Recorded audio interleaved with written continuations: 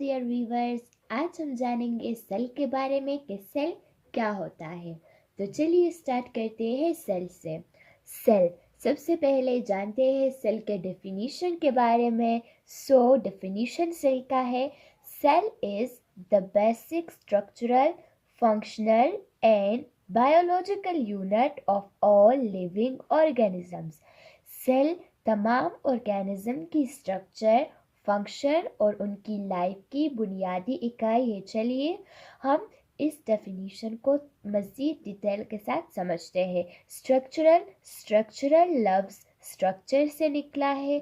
Structure का मतलब होता है कि कोई सब्सटेंस किस चीज़ का बना होता है। तो इसका मतलब है कि एक लिविंग बॉडी जो है तो वो सेल से बनी होती है, उनकी स्ट्रक्चरल यूनिट सेल होती है। फंक्शनल लफ्ज़ फंक्शन से निकला है। फंक्शन आप जानते होंगे, फंक्शन का मतलब होता है काम करना। तो जो हम अपने डेली टास्क करते हैं या डिफरेंट ऑर्गेनिजम्स वो अपने डेली टास्क करते हैं, अपने काम करते हैं, फंक्शन करते हैं, उनकी बॉडी प्रॉपर फंक्शन करती है। This is possible due to cell. अगर सेल ना होता तो कोई भी फंक्शन उनकी बॉडी नहीं कर सकती थी।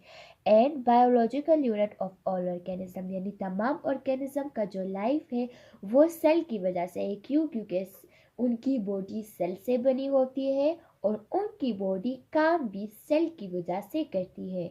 अगर किसी ऑर्गेनिज्म के सारे सेल मर जाए तो वो ऑर्गेनिज्म भी मर जाता है, क्योंकि उसके सारे सिस्टम्स और उसके सारे फंक्शंस का काम रुक जाता है, बिकॉज इसको कंट्रोल करता है हमारा सेल। अब क्या है, cell is also called the building block of life. Cell को हम बिल्डिंग ब्लॉक ऑफ लाइफ भी कहते हैं, यानी कि हमारी जिंदगी जो है वो सेल की वजह से है। हमारी लाइफ का बिल्डिंग ब्लॉक जो है तो वो सेल है, because cell is our structural and functional unit. जिस तरह के दीवार है, दीवार ईंटों के बगैर नहीं बन सकता, इसी तरह हमारी बॉडी भी सेल के बगैर नहीं बन सकती। फिर क्या है, the study of cell is called cytology. Cell की स्टडी को साइटोलॉजी कहते हैं। साइटोलॉजी दो लफ्ज से बना है, साइटो एंड लॉजी। साइटो का मतलब है cell and logy means study. So cytology means the study of cell. Study of cell को हम cytology भी कहते हैं और बायोलॉजी नहीं, सेल बायोलॉजी भी कहते हैं। अब जानते हैं कि सेल को सबसे पहले किसने डिस्कवर किया और कब किया। The cell was first discovered by Robert Hooke in 1665. Cell को सबसे पहले रॉबर्ट हुक ने डिस्कवर किया। कब किया? 1665 में। रॉबर्ट हुक कौन था? ये वो साइंटिस्ट था जिसने सेल को डिस्कवर किया 1665 में। ये डेट याद रखिए। अच्छा, हमारा जो सेल है वो कुछ ऑर्गेनेल्स का बना होता है। दूसरी बात दोस्तों जो कि बहुत ज़रूरी है कि एक सेल को हम नेकेड आई की मदद से नहीं देख सकते। जब बहुत से सेल्स मिल जाए तो उसको हम देख सकते हैं, जिसकी वजह से हम यूनिसेलुलर ऑर्गेनिजम्स यानी बैक्टीरियाज वगैरह को नहीं देख सकते, क्योंकि वो सिर्फ एक सेल्स के बने होते हैं और एक सेल को हम नहीं देख सकते। और मल्टी सेलुलर ऑर्गेनिजम्स को हम देख सकते हैं because their body is made up of multiple sales.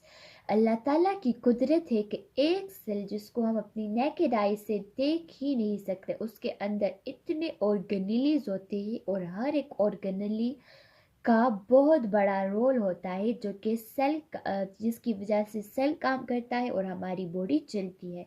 तो चलिए सेल ऑर्गेनेल्स के नाम के बारे में जानते हैं कि कौन कौन से हैं। सबसे पहले है सेल मेम्ब्रेन। सेल मेम्ब्रेन या फिर इसको हम प्लाज्मा मेम्ब्रेन भी कहते हैं। ये जो outer covering of the cell है इसको हम सेल मेम्ब्रेन कहते हैं। फिर है क्रोमेटिन। क्रोमेटिन ये आप देख सकते हैं जो थ्रेड लाइक स्ट्रक्चर है, इसके अंदर डीएनए प्रेजेंट होती है, यानी डीएनए एक थ्रेड लाइक स्ट्रक्चर में प्रेजेंट होती है, उसको क्रोमेटिन कहते हैं। अच्छा, इसके अलावा न्यूक्लियस होता है सेल में, जो कि यहाँ पर ये जो पूरा गोल दायरा है ये न्यूक्लियस है। न्यूक्लियस के अंदर न्यूक्लियोलस भी होता है, ये न्यूक्लियोलस है। और क्रोमेटिन भी न्यूक्लियस के अंदर होता है। फिर रफ एंडोप्लाज्मिक रेटिकुलम, ये है न्यूक्लियस के इर्द गिर्द जो प्रेजेंट है, ये रफ एंडोप्लाज्मिक रेटिकुलम है। और न्यूक्लियस, ये जो पर्पल कलर का सर्कल है, दिस इज कॉल्ड न्यूक्लियस। मैंने आपको बता दिया इसमें क्या क्या होता है, क्रोमेटिन एंड न्यूक्लियोलस। ये स्मूथ एंडोप्लाज्मिक रेटिकुलम है and this one is Golgi apparatus. अच्छा, गोल्जी एपरेटिस के नीचे ये जो आपको छोटा सा डॉट नज़र आ रहा है, इसको गोल्जी वेसिकल कहते हैं। यहाँ पर प्रेजेंट है लाइसोसोम एंड ये जो है तो ये माइक्रोट्यूब्यूल है। अगर माइक्रोट्यूब्यूल को हम माइक्रोस्कोप के ज़रिए देखें तो उसके अंदर हमें इस टाइप के स्ट्रक्चर्स नज़र आएंगे। ये क्या है, दिस इज सेंट्रोसोम, ये वैक्यूल है and this one is ribosome. अच्छा, ये जो पूरे सेल की ऑर्गेनीलीज है, ये प्रेजेंट होते हैं एक जेली लाइक सब्सटेंस में, उसको हम साइटोप्लाज्म कहते हैं। और ये जो है तो ये माइटोकॉन्ड्रिया है। इंशाल्लाह इसके फंक्शंस जानते हैं नेक्स्ट वीडियो में। अपना ख्याल रखिए। वस्सलाम।